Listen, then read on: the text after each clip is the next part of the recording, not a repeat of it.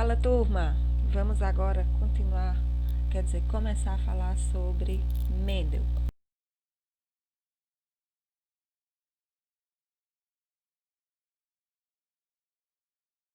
Parte da genética, certo? A primeira lei de Mendel. Gente, Mendel, ele foi um monge austríaco, certo? Onde ele conduziu brilhantes experimentos. E cada caráter dele foi condicionado por dois genes, um dele proveniente do pai e outro da mãe. Ele pesquisou isso, foi onde nasceu a genética, não é, através do cruzamento dessas plantas, certo? Então, as leis de Mendel, no mosteiro onde ele vivia, ele foi vendo a cada 7 anos a serem concluídos, ele foi observando essas pesquisas. Então, foi dado para observar que, onde havia uma geração, certo? Onde a gente poderia chamar de vezinho, e a outra geração, vezão, que a gente chama de geração parental, houve a fecundação, onde vezão cruzou com vezinho e houve a primeira geração F1, que a gente pode chamar de geração haploide. Houve uma outra fecundação, onde vezão com vezão resulta vezão, vezinho resulta vezinho. A gente precisa ir colocando dessa maneira, porque vai ser a forma mais simples de vocês aprenderem, certo? A gente faz esse cruzamento dessas duas espécies, da verde com a amarela, e se vocês observarem, se vocês forem ligando cada indivíduo desse, vai aparecer o resultado, certo?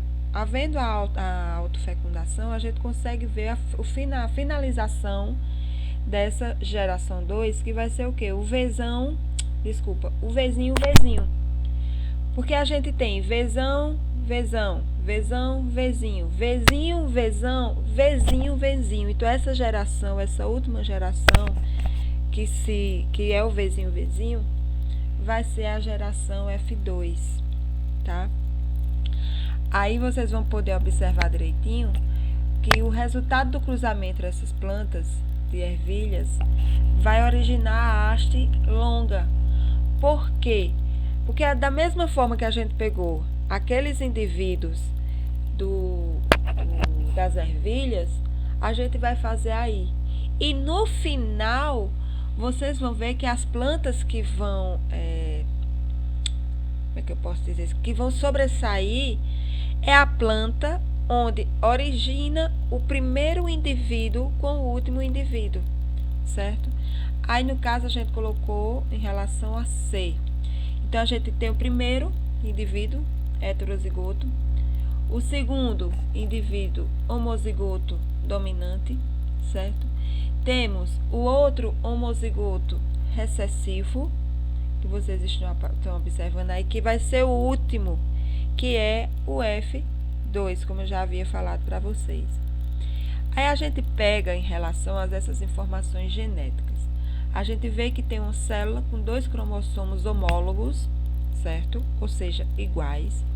Cada cromossomo vai se duplicar e passar a ter duas cromátides. O que são os cromátides? É aquela parte em que a gente faz a junção, certo? Dos 2 cromossomos homólogos. A gente tem 2 cromossomos homólogos e quando a gente começa a fazer esse cruzamento, que vai aparecer as cromátides, que é aquele cintozinho que eu disse a vocês, que é o que vai segurar o cromossomo. Esses cromossomos, eles começam a se dividir, certo? Esses cromossomos são os cromossomos homólogos que vão se dividir, vão gerar outros indivíduos, certo? E aí vai ficar, no final, na divisão celular. Por isso que eu pego muito no pé de vocês em relação à divisão celular. Porque tudo vai ocorrer através dessas divisões. Então, vocês observam aí que no final, vocês vão ter 4 células, 4 cromossomos homólogos. Ou seja, o homólogo R e o L, tá? Vão se juntar, vai aparecer as cromátides, que são os cintinhos que vão segurar esses dois cromossomos, certo? Vai ocorrer a fecundação, vai gerar um indivíduo L, outro indivíduo R, também homólogo. Essa célula vai passar por outras divisões e vão originar 4 células iguais à primeira. Ou seja, uma célula mãe vai originar uma célula filha, essa célula filha vai se dividir novamente, originando 4 células filhas, digamos assim, certo? E mais uma vez, no final, os cromossomos eles vão se separar, certo? Então, vão aparecer as cromátides separadas desses indivíduos, certo? O que a gente não pode perder de jeito nenhum é que, em relação à primeira lei de Mendel, ou à lei de segregação desses fatores, cada caráter, gente, é determinado por um par de fator que segrega a formação desses gametas, certo? Então, cada cromossomo, em sua separação, vai originar essa formação, nos quais ocorrem em doses simples, certo? Temos a parte também que vai falar da segunda lei de Mendel, que vai ser a segregação independente, onde esses fatores vão determinar diferentes caracteres e vão se distribuir independentemente aos gametas que vão se combinar em acaso, certo? Então, olha só. Esse processo que eu acabei de falar, dessa divisão desses cromossomos, a gente vai chamar de quê? Mitose e meiose, certo? Que vai ser, na época em que ele fazia esses experimentos, ainda não tinha conhecimento sobre essas divisões, mas hoje vocês já sabem, e já sabem que esse processo é o processo de divisão celular que a gente chama de mitose e meiose, ok? Então, nós vamos passar agora para a parte onde Mendel iniciava o cruzamento com variedades diferentes entre si, mas sempre com os experimentos puros, certo? Na primeira geração, houve os filhos, eles apresentaram as sementes lisas, houve outro cruzamento e já apresentou um caráter liso, que foi o dominante, e o rugoso, que foi o recessivo. Então, o último sempre vai ser o recessivo. E ele chamou o L do fator liso e R do fator rugoso, por isso que ali tinha R e tinha L. Então, olha só, nós temos aí uma célula, certo? L, que é as ervilhas lisas e as rugosas. Essa célula L com a célula R, no caso a lisa e a rugosa, da primeira fase parental, houve a transformação dos gametas. Houve a junção. Então, o R cruzou com o L, originou mais 2 gametas femininos e o masculino, R e L, e da outra forma também R e L. Houve mais a junção dessa divisão celular e passou a ter um indivíduo LR, outro indivíduo LL, um indivíduo RR e outro indivíduo LR. Ou seja, é como se você pegasse R e L, L e R. Então, você vai juntando essa primeira casinha com essa segunda. R, L, vai ficar o quê? RL. L, L, vai fazer o quê? LL. Vocês vão juntando um com o outro. No final, vocês vão observar que vai dar um indivíduo com as letras iguais, ou seja, ele vai ser o recessivo, ok? Vou passar para vocês aí a fase da divisão celular, que a gente chama meiose, que é como ocorre exatamente a divisão, certo? E foi chamado como mendelianas. Por quê? Porque ele pegou essa fase da meiose e saiu passando para a fase de segregação, de cruzamento entre as espécies que ele estudou. Então, a gente tem aí a primeira célula mãe, tá? Com os gametas. vai passar pela intérfase, que vai ter a parte onde os cromossomos eles vão começar a se separar, certo? Quando eles começam a se separar, as cromátides começam a sair, vai aparecer o quê? O crossing over, que é essa separação, esse ligamento desses raios dentro da célula que faz com que a cromátide fique aqui e as duas faixas cromossômicas fiquem do outro lado. Elas vão se juntar novamente, mas em uma outra fase, tá ok? Que essa fase dessas células se juntam e elas vão se separar, elas ficam juntinhas, depois elas vão se separar, se separando e formando mais 4 indivíduos. Vocês têm aí todas as fases da meiose, certo? Onde uma célula mãe vai originar uma célula filha, essa célula filha, por sua vez, vai originar mais 2 células que no final de tudo, aqui no finalzinho de tudo, ela vai originar 4 células, ou seja, 4 zigotos, certo? Começa sempre com o cruzamento de uma célula, essa célula vai originar mais 2, essas 2 aqui vai originar mais 4 e cada 4 vai originar um zigoto, certo? Como mitose e meiose, na época eles tinham esse conhecimento em relação a esses cromossomos.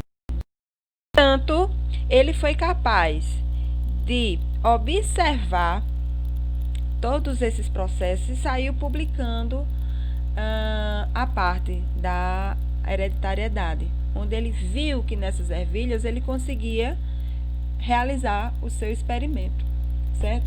Então, nos seus trabalhos, ele, como pesquisador, ele analisou 7 caracteres, certo? Da planta.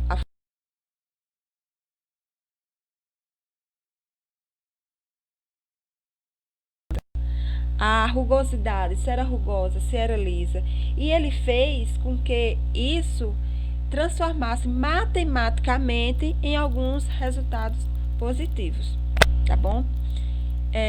Temos aqui também a forma cromossômica desse material feito dividido da forma de mitose e de meiose. Olha só, os cromossomos homólogos são idênticos quanto à forma, mas não necessariamente igual à sua constituição genética.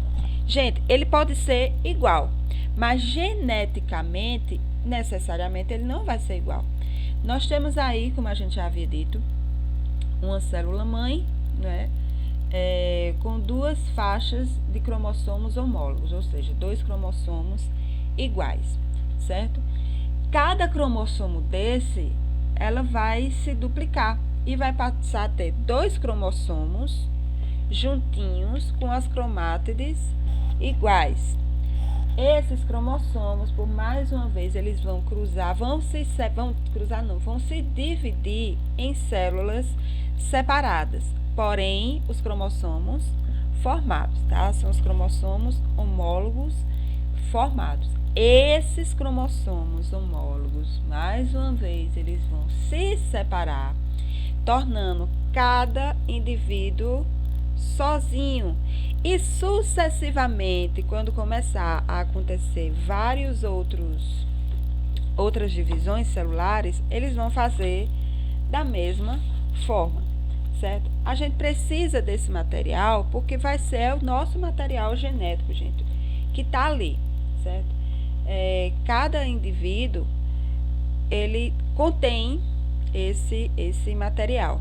Olha só, vamos supor que nessa primeira célula, onde a gente só tem as fitas dos cromossomos homólogos, seja 23 do pai e 23 da mãe, certo? Eles vão se juntar, tá?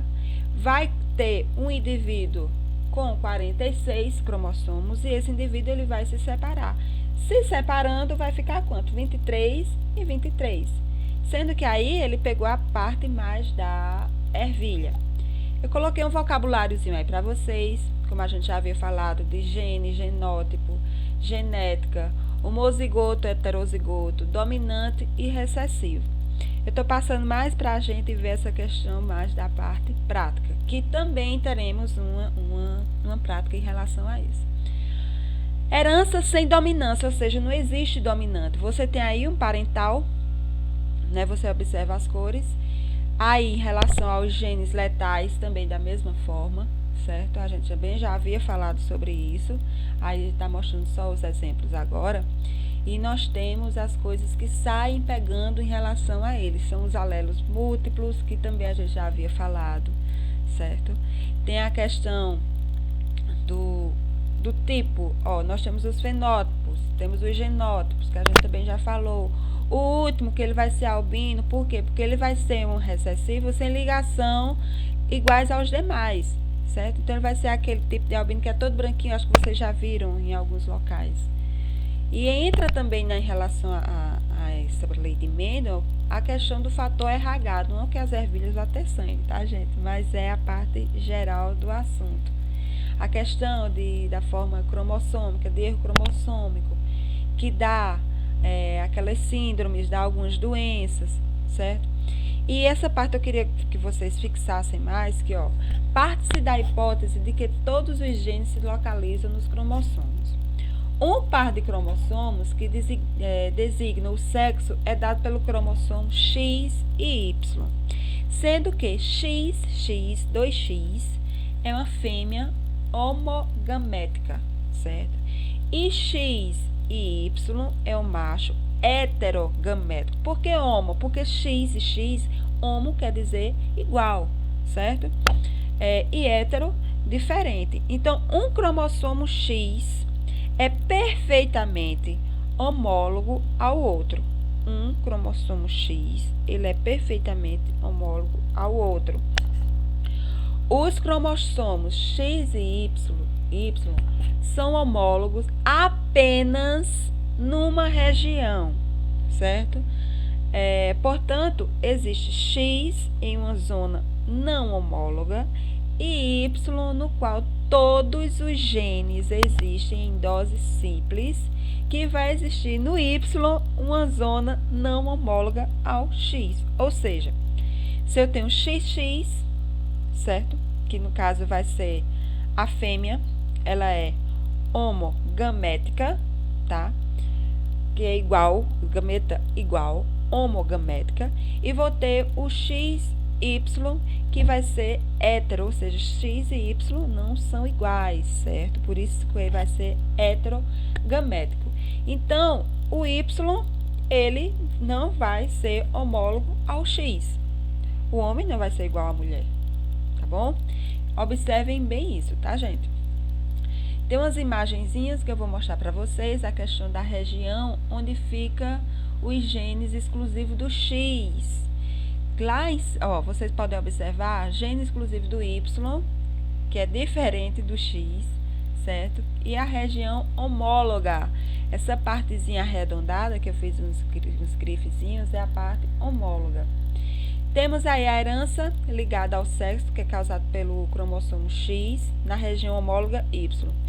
A restrita, certo? E a parcialmente ligada ao sexo e as regiões homólogas.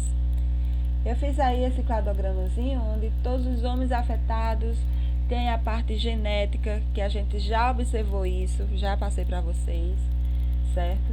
E mais para frente a gente vai ver também a questão das aberrações. Lembra que eu falei da questão da síndrome de Down, que era um erro no cromossomo? Existem várias aberrações, gente. Existem aberrações, tem a síndrome de Turner, que a pessoa nasce com o pescoço bem grosso, certo?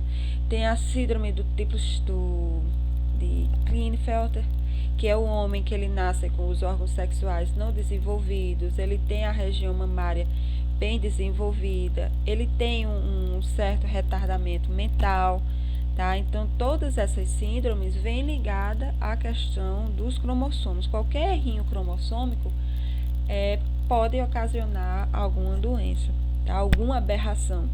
Ó, síndrome de Turner, tá? Existe apenas um cromossomo do par normal.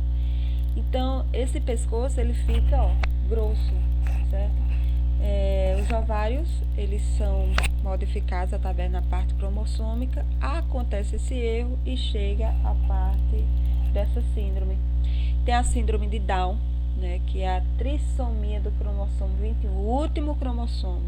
Acontece um errozinho nesse cromossomo e faz com que aconteça a síndrome de Down, né, que é bem conhecida e também bem lutada em relação ao preconceito, certo? A gente não deve ter preconceito em relação à síndrome, não é porque ninguém tem culpa em relação a essas síndromes e a esses erros cromossômicos, certo? Então, eu coloquei como última imagem aí para vocês não... sim, isso aqui ainda faz parte da disfunção da síndrome. No último desenvolvimento, ó, da meiose, o cromossomo ele tem o erro, certo? Ele não absorve todas as características, né? Vocês podem observar aí que ele não tem, é só homólogo, né? Ó, não disjunção do cromossomo X na meiose, então é só homólogo, aí ele não tem a diferença. E aí vocês conseguem observar também a fase da divisão celular, certo? Gente, todo esse material, toda a parte de Mendel, a parte da genética, ela se dá através das divisões celulares. Então, vocês precisam saber realmente a parte da divisão celular para entender como é que ocorre todo esse processo da primeira lei de Mendel, certo? Gente, voltando aqui bem rapidinho, só um lembrete, tá? O espermatozoide e o gameta feminino, que é o óvulo. As células do corpo humano, exceto os gametas, são células diploides que contêm 46 cromossomos, ou seja, lembra que eu já havia falado para vocês, onde 2N vai ser igual a 46. Por que 2N? Porque eu tenho N, que é uma célula, tá? Que é um gameta. Outro N, que é o outro gameta. O gameta masculino e o gameta feminino. N mais N, 2N. E por que 46? Porque eu vou ter 23 cromossomos de cada gameta, ou seja, 23 cromossomos masculinos e 23 cromossomos femininos.